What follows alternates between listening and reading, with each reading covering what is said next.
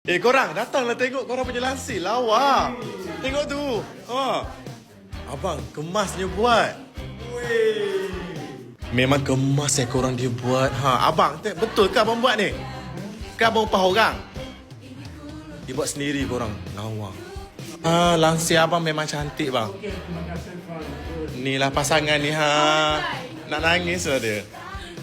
Tengok korang dia siap iron Abang iron ke?